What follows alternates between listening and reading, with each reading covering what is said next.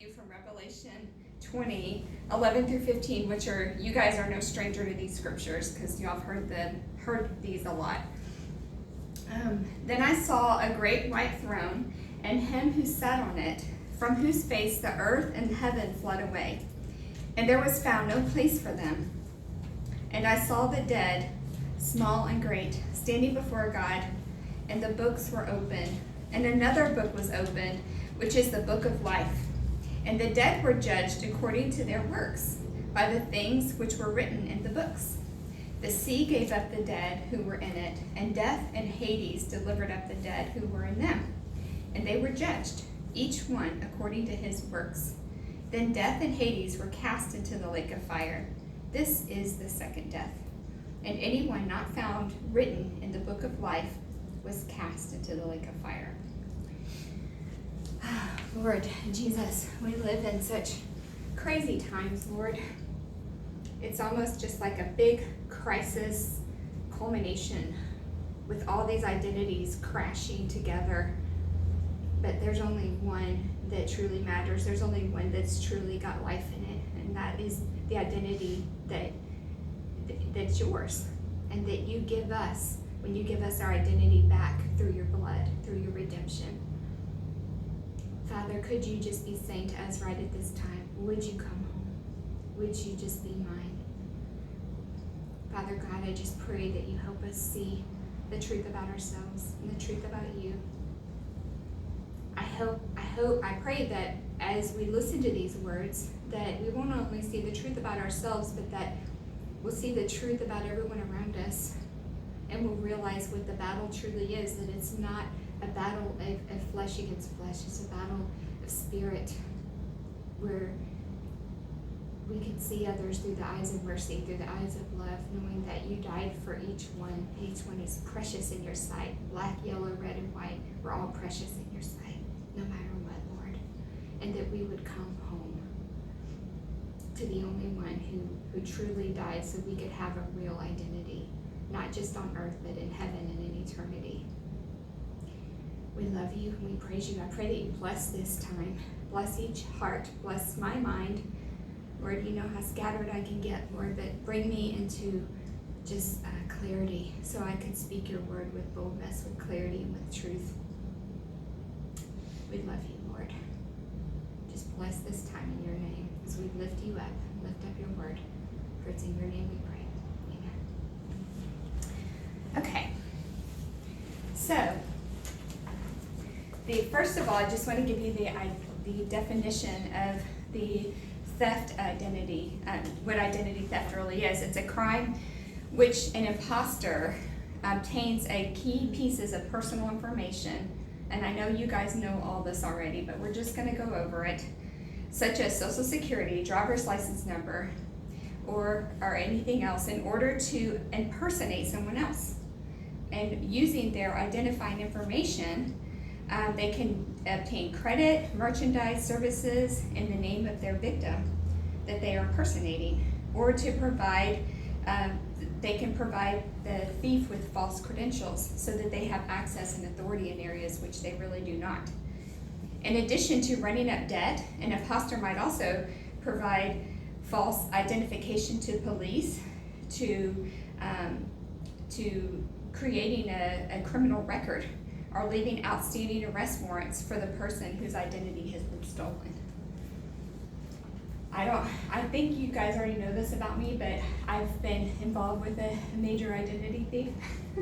My first son's father was one of the first people that was really doing identity theft before it was a thing that was happening everywhere. And I didn't even know what it was. This is back in the early 90s. And that's what he did for a living, and I had no idea. And so, and because I didn't know he was using my identity to open up bank accounts, to write checks from, to do businesses in. He had just mounted up tons of stuff in my identity. And not only because I trusted him, and I didn't know he was doing these things, I let him into my home where he got access to some of my family members' identity and did the same thing. And then all of these things, when the checks would bounce and whatnot, it caused warrants to be out for my arrest, for my family members' arrest. None of this we knew until we discovered it later on. We had tons of debt racked up in our names for things that we never did. And so, and by the time you find out, it's such a web and it's so overwhelming. And at the time I found out, I was pregnant with my son, and it seemed so too big a mountain for me to climb. I just remember being so overwhelmed and thinking there's no way I can ever get out of this. I think I had 30 warrants out for my arrest and owed so much money that I can't even think of what the end of it is. And cars and everything all this stuff was in my name. But God helped me get through all that. But even that guy was a great identity thief. But the greatest identity thief of all time in history of ever is the enemy, which is where all other identity thieves stem from. He is the greatest thief of all. And from our very earliest ages, he begins weaving a web. Some of us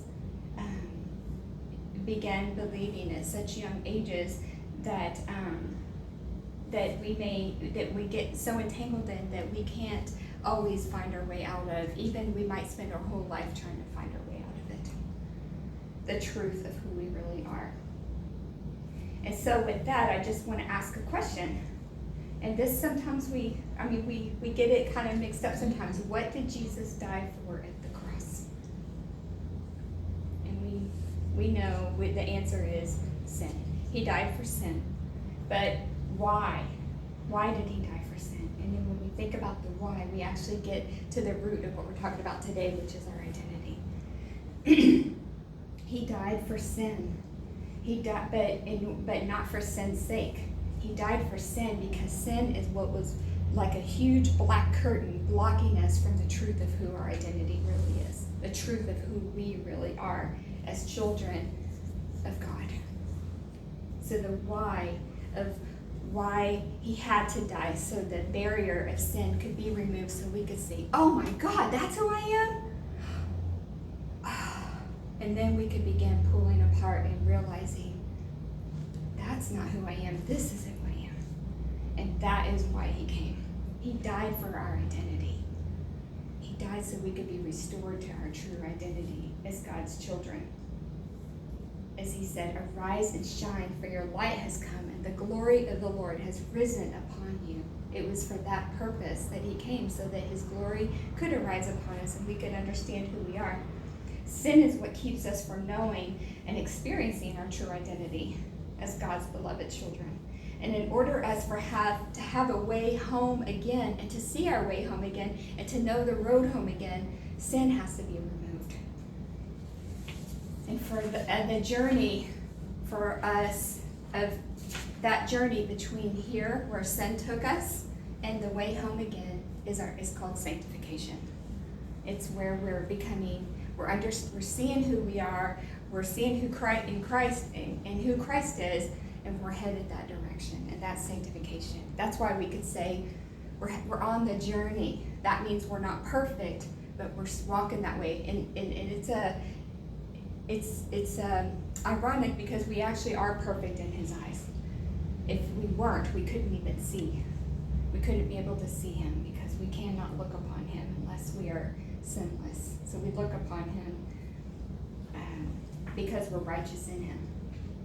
But the goal is not just to overcome sin, but to recognize the why behind its removal. And we just talked about that so that we can see who we truly are. So the biggest hijack of identity to man that ever happened in the Garden of Eden when Adam and Eve handed over their authority given to them and over to Satan. And I do want to talk about that, but we're going to talk about that a little bit more in a different lesson, because to me, I'm still puzzled, like, how did that whole thing happen? But according to Romans 14:10, we will stand before judgment seat of God. And this is what it says here. But why do you judge your brother? Or why do you show contempt for your brother? For we shall all stand before the judgment seat of Christ. So what I want to talk about here is not so much, we're going to talk later about how it happened, but now we're going to talk about the effects of what happened so that we can see the gist of what's going on now. But I do want to go back later and talk about how this whole thing happened. Because we need to think about the results of what happened, because that's what's important right now. If Jesus were to come back today, we need to know the results of what would happen, because that's what's imperative right now. And we need to, because of that, we need to talk about the judgment seat of Christ. So with that, I'm going to share a story. And this is a story told from the perspective of a girl who's standing in heaven watching what's happening. My heart broke as I saw my mom standing in line to be judged. I had searched for her before and found it so ironic that the same woman who has dragged me to Sunday school every Sunday and who dutifully prayed before each meal was not here with me now. Even though I know now, as I'm fully known, my heart still longs for her, and great sorrow overcomes me as I see her terrified, searching face. Her eyes seem so hungry for hope, but there is none to be found for her and all the others. I can see it so clearly now. The questions I so often pondered about her in my heart and mind, everything about her seemed to point to him, except her heart. There were moments when I wanted to ask her if she really knew him. I would do anything to have those moments back now. I would risk her rejection of me and her resentment of my questions for only one more minute in time to buy that hope of him back for her now. My eyes can only find comfort in seeing his face, tear-streaked, heartbroken, his love so evident and prevailing, and the true that we his love so evident and prevailing and so true that we all understand what must take place this day, even though it cuts so deep. We know that they are without excuse. Oh, how he has left her. Why could she not receive it? Those words never lose their prominence as they ring out like swords, slicing through a broken heart. They cut. Depart from me, I never knew you. I wanted to use that example because we know there's obviously people who don't know him and we see them. And it's so evident, like black and white. But there's some that don't know him and they're in our churches. And there's some of us that don't know him. And we have to really think about that. It's so easy to put on something other than God's identity for us. And it's becoming easier than ever right now.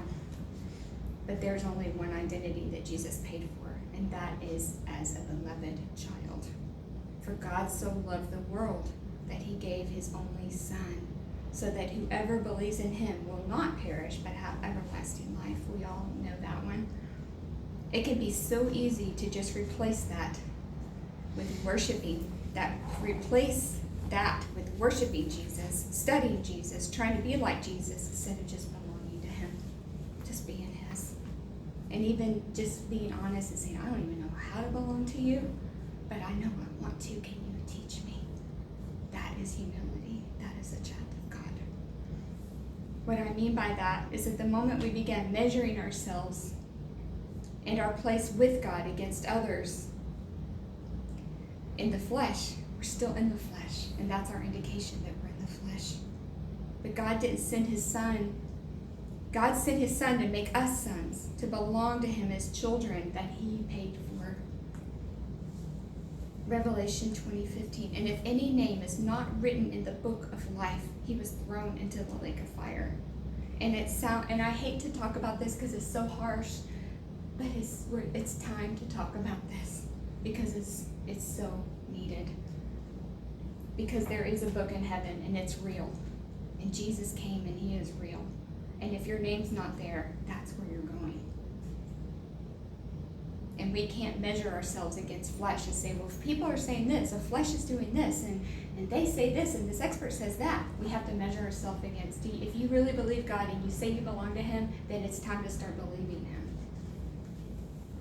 The number one goal of the enemy is to keep your name out of the book of life, to keep you from knowing and understanding who you really, really, really are.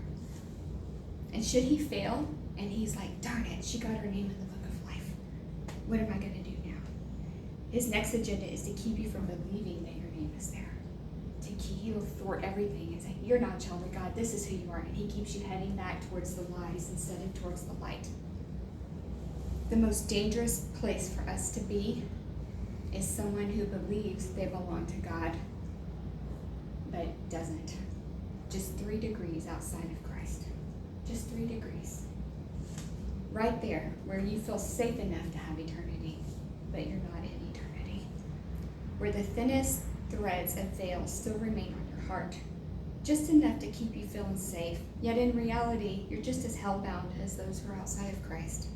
And those who are that close are usually the ones looking at all the ones who are hellbound, just judging them, condemning them in their hearts, because it makes them feel better, because they feel like they get closer and one up if they're looking back instead of looking at Jesus himself and belonging to Jesus himself. And y'all know who I'm talking about. We see them, we know them. Tozer made a quote in The Pursuit of God. And this is a very profound quote. So listen intently, because it's kind of hard. Even though he was a very unlearned man, you could tell he was full of the Spirit. He could write way up here. With the veil removed by the rending of Jesus' flesh, with nothing on God's side to prevent us from entering, why do we tarry without it?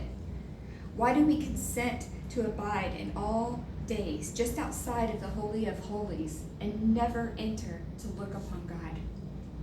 We hear the bridegroom say, come, let me see thy countenance. Let me hear thy voice, for sweet is thy voice and thy countenance is comely. Did you know that's what he's saying about you and me? That every day his voice is excited. He's like, come talk to me, my beloved, I love you. That is how he feels about you and me. That's from Song of Solomon 2:14. We sense that the call is for us, but still we fail to draw near, and the years pass, and we grow old and tired in the outer courts of the tabernacle. What doth hinder us? The answer usually given simply is that we are cold. Will not explain all the facts. There is something more serious than coldness of heart, something that may be back in the coldness and be the cause of its existence. What is it? What but the presence of a veil in our hearts, a veil that not taken away by the first veil was, but which remains there still, shutting out the light and hiding the face of God from us. It is a veil of our fleshly fallen nature living on, unjudged within us, uncrucified and unrepudiated. It is the close woven veil of the self-life, which we have never truly acknowledged, of which we have been secretly ashamed, and of which, for these reasons, we have never brought to the judgment of the cross. It is not too mysterious, this opaque veil, or it is not hard to identify. We have but to look at our own hearts, and we shall see it there, sewn and patched, repaired as it may be, but there nevertheless, an enemy to our lives and an effective block to our spiritual progress. I thought that was really profound. And I love that he said it was sewn and patched, because that's what we do. We walk up here and then we're like, oh, yeah. And then we go back over here and sew up our things and start hiding, and then until he calls us out again, and then we just keep going. And it's kind of a journey like that as we go. And so we are hindered, and when we're hindered, we hinder others with many of those same patches that we keep hiding behind. Matthew 7:21-23 haunt me more than any other in the Bible. How can we be so misled when these are the words of Jesus, who says, not everyone who says to me, Lord, Lord, shall enter the kingdom of heaven, but he who does the will of my Father.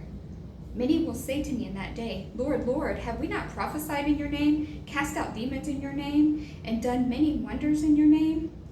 And then I will declare to them, I never knew you. Depart from me, You practice of lawlessness.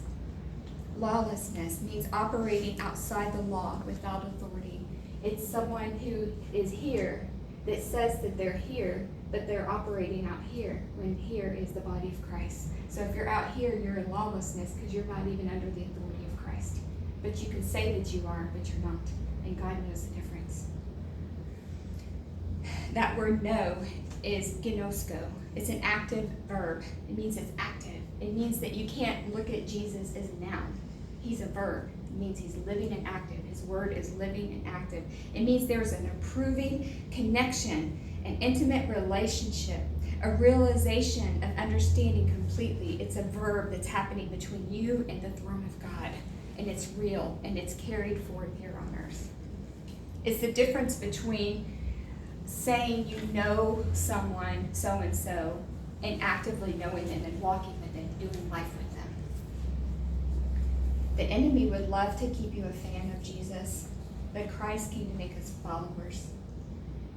And you can't look at someone on a stage or on TV and say, that's a real follower, because you don't know. You could be deceived. You have no idea.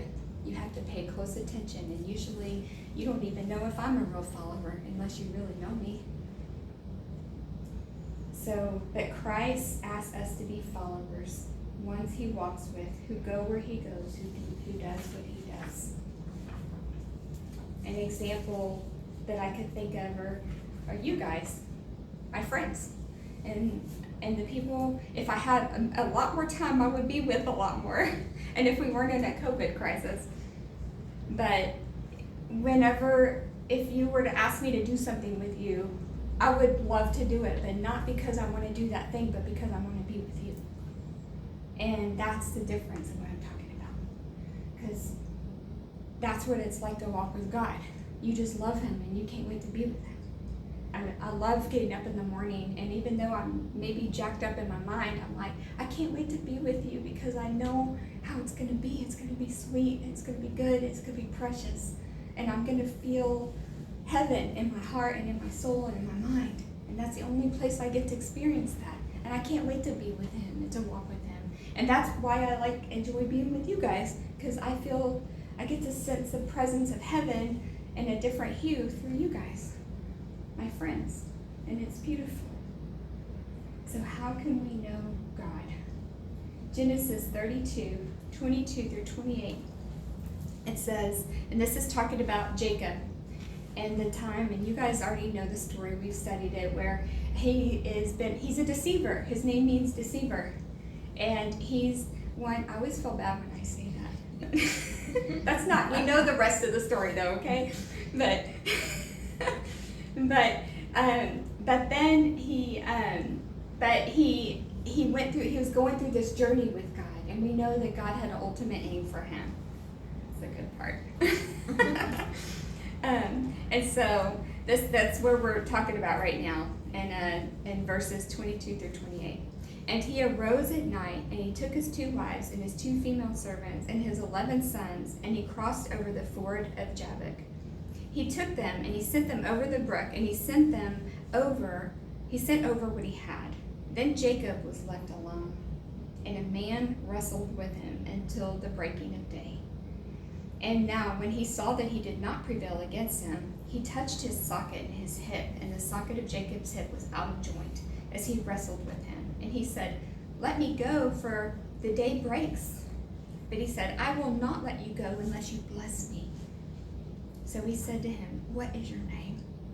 He said, "Jacob." And he said to him, "Your name shall no longer be called Jacob, but Israel, for you have struggled with God and man and prevailed."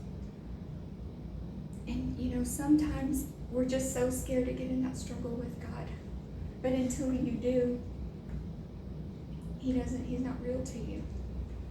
Sometimes it's so much easier just to follow a list of do's and don'ts than to wrestle it out with God and say, I've got to know you, because only when I know you and I let you lay hold of me can I figure out who I really am. And can I exchange the truth of who I really am for who you are. And I love that God wrestled with him, because it is a wrestling match, and that's true. And so we can't be afraid. Sometimes when we're in the wrestle, we feel guilty about it, but we should, because that's when God's pulling the truth of who we are out of it. And I feel like right now the whole world's just in a big wrestling match with God, and he's saying, will you let me bless you? Do you really want to know the truth of who you are? You can wear only one identity at a time. His name meant deceiver. And right before this happened was when he was about to face his greatest fear, which was seeing his brother again, whose identity he had stolen. I love the way God does all that. He brings you back to that moment of you're the most fearful of, and he wrestles you right there. I believe that from the time we're born, a countdown begins, and with a scheduled wrestling match on the clocks. And the enemy really wants you to win, and to say, just keep your identity. You can do this yourself.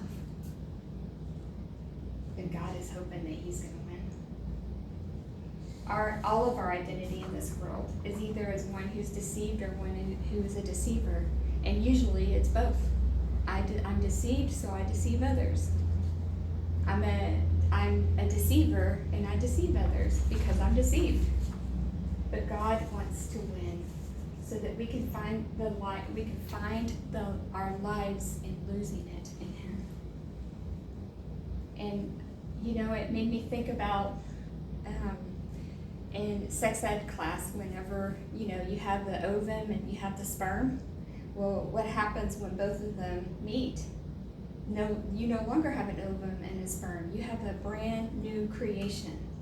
A brand new baby sparks to life, and from that moment on begins multiplying. And that's exactly what happens when we come to Christ. You were this, and you come in and planted in Him. You become a brand new creation that is who you are, but it's also who God is. And it's a whole new thing.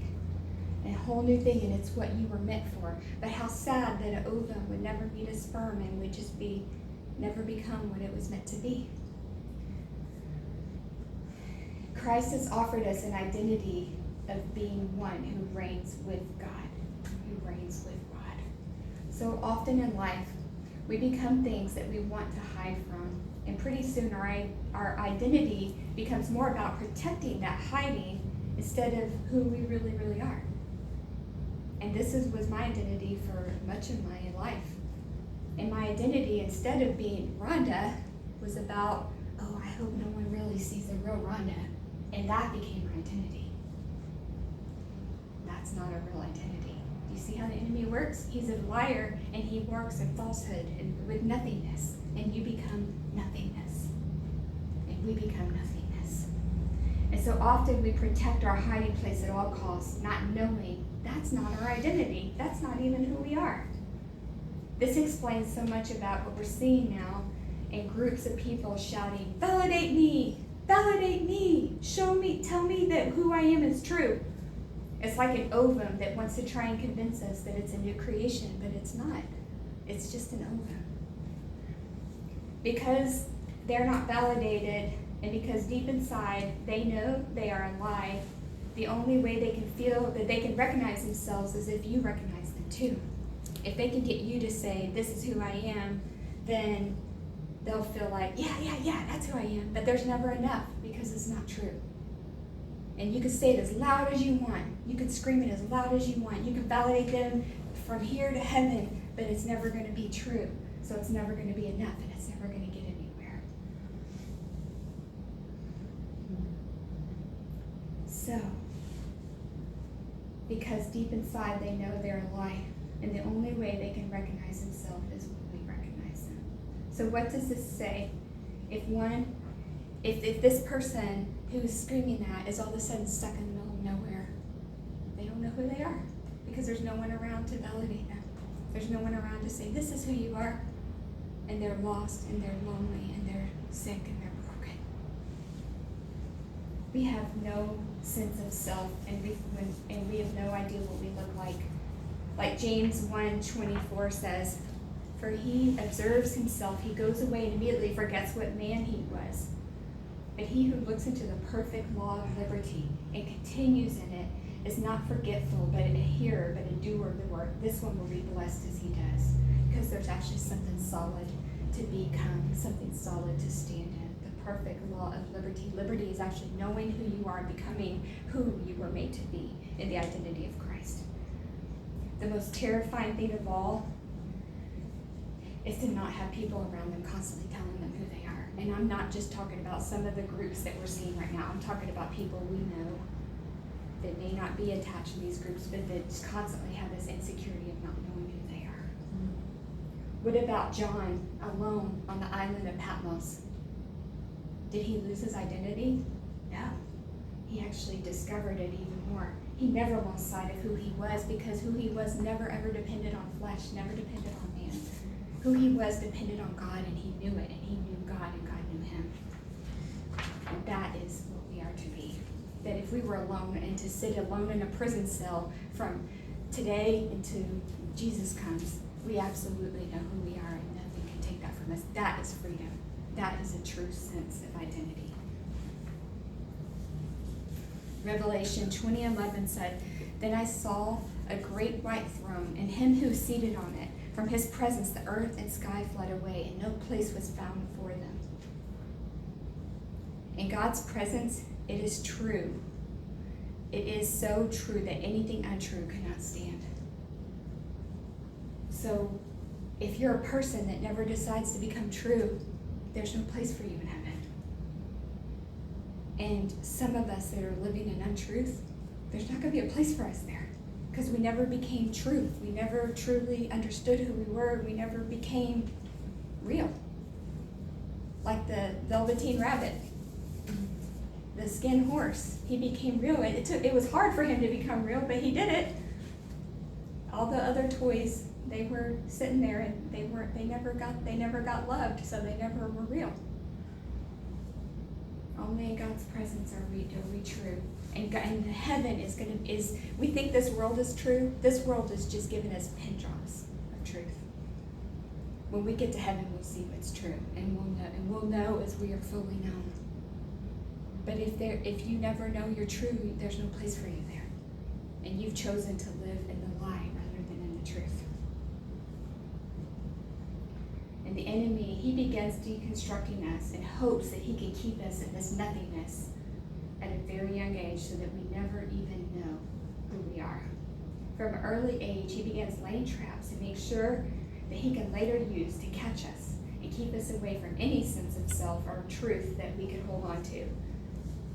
I almost picture my life before Christ as a swimmer, like trying to find the next thing to hold on to hold me up, to keep me afloat for a while, never really getting anywhere, never any foundation to stand on. I have to check. Is it time for us to go? I've got We're 10 just to gonna 10 be in o'clock. here in our own little world. All right, just making sure, because I can then keep going. Okay. So